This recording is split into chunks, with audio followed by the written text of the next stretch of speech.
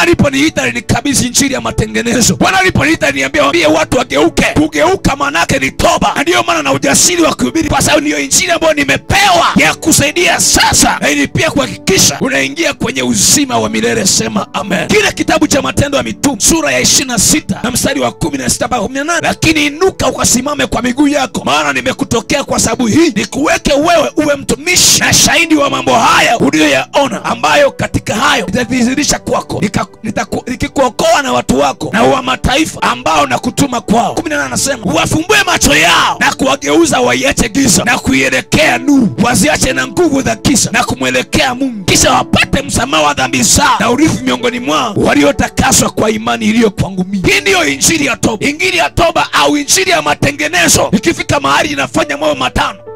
Na hii ndiyo injili ambayo amekabidhiwa Paulo. Mtume Paulo amekabidhiwa injili hii, na injili hii inaingia inafanya mambo matano. Kwenye mstari wa 18 kama nilivyosema, injili ya toba au injili ya matengenezo, jambo la kwanza inafanya kazi ya kufumbua macho. Ikisha ingia kwenye maisha ya mtu, hii injili inafumbua macho. Ndio maana ukisha okoka hauwezi ukaenda kwa mganga wa kienyeji. Yaani kama umepokea injili ambayo sio injili ya toba, utakaa kanisani, utakaa kwenye dini na utaenda kwa waganga, kwa sababu aina ya injili uliipokea haijakufumbua macho ya rohoni.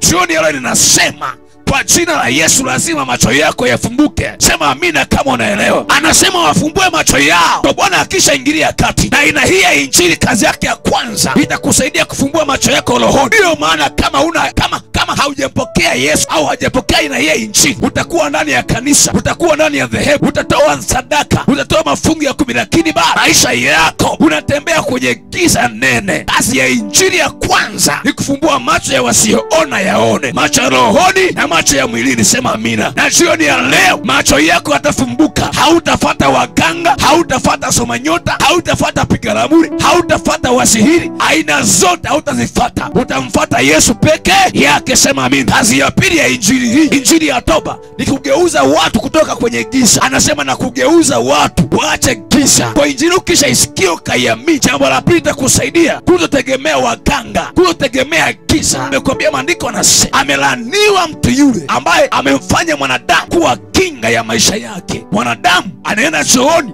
ndiye kinga ya maisha yako. Mwanadamu analala usingizi, ndiye kinga ya maisha yako. Mwanadamu umemtegemea yeye. Maandiko amesema amelaaniwa mtu yule ambaye anamtegemea mwanadamu na kumfanya kuwa kinga ya maisha yake. Lakini amebarikiwa mtu yule ambaye anamwamini Mungu, amemfanya Mungu kuwa kinga ya maisha yake. Asubuhi anapiga magoti kwa hiyo Mungu, anamuita Mungu, anasikia. Huyo amebarikiwa jioni ya leo. Jioni nataka nikwambie lazima ugeuze maisha yako, umwelekee Jehova Adonai. Sema amina kama unaelewa. Namba 3 anasema kazi ya injili ni kuelekeza watu kuelekea nuru, kuelekeza watu kwenye mwanga, kuelekea nuru. Neno la Bwana ndiyo nuru. Kwa ukisikia hapa na msitizo wa aina ya injili, itakusitiza kufuatilia maandiko, itakusitiza kufuatilia Bwana. Namba 4 maandiko anasema na waziache nguvu za shetani, kuacha utegemezi wa nguvu za shetani. Unategemea na hapa ni mgodini, wachimbaji wengi mnategemea waganga. Mimi nafahamu kwa sababu maisha nayajua ya migodini. Wengi mnategemea waganga, haujapata mganga, haujachimba, mpaka imekuwa ni imani ya kwamba kama hakuna mganga hawezi ukafanikiwa. Ninazo habari njema ya kwamba Yesu ni zaidi ya mganga. Waliomtegemea Yesu wanafanikiwa. Hauhitaji mganga kufanikiwa, unahitaji jina la Yesu aliye hai. Haleluya. Kila mahali ni uganga. Pita kwenye maduara yenu, choma udi. Nakwambia utachoma udi, lakini mwisho wa siku hautapata chochote kwa jina la Yesu aliye hai. Maana umetegemea waganga, utaibika tu. Lakini wewe shike jina la Mungu, hautaibia kwa jina la Yesu. Yeye Bwana atakufuta machozi. Acha wanaosema waseme, ninakuhakikishia utafutwa machozi. Haleluya. Wasiache na nguvu za giza. Tuna watu makanisa, na kwa sababu haina injili ya kukutana nayo. Sio injili ya matengenezo, sio injili ya kuliandaa kanisa kwa ajili ya kukutana na Mungu kanisani, lakini maisha yao yamekuwa ni ya kutegemea nguvu za giza. Wamefunga hirizi, na siku hizi nguvu za giza zina manifest kwa namna mbalimbali. Kuna vitu wanaviita boosters. Sikiliza nikwambie, hauhitaji booster ili muone Mungu. Mungu amejikamilisha mwenyewe. Hauhitaji maji wala chumvi. Mungu amekamilika mwenyewe. Maana mategemeo wengine ni chumvi za upako na keki. Sikiliza, hauhitaji booster kwa jina la Yesu. Hili jina linatosha lenyewe. Hili jina linatosha lenyewe. Ni zaidi ya mafuta, ni zaidi ya maji, ni zaidi ya udongo. Kwa jina la Yesu aliye hai. Hauhitaji booster, unahitaji imani juu ya jina. Hilo jina umepewa na damu. Haleluya. Haleluya.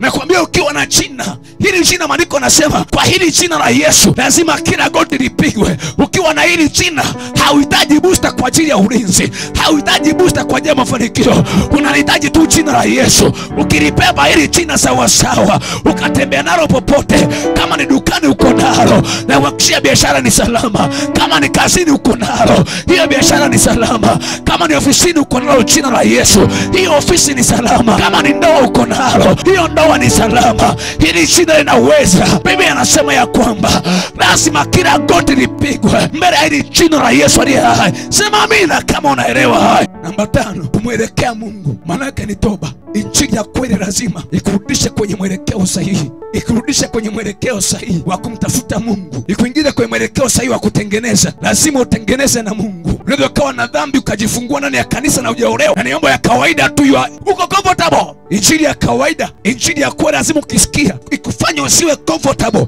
Injili ambayo ikihubiriwa inakufanya unakuwa comfortable, hiyo bado sio injili ya kweli. Kama ni mwenye dhambi, injili ikihubiriwa utasikia ni kama inachana ndani ya tumbo, inakufanya kuwa mweupe, inakuweka wazi. Hiyo ndio injili ya kweli. Injili ya kweli kiingia na tawanya, inagawa, unachora ulivyo mchafu, unakimbilia msalaba. Jioni ya leo kimbilia msalaba, kimbilia msalaba kwa jina la Yesu aliye hai. Sema amina kama unaelewa.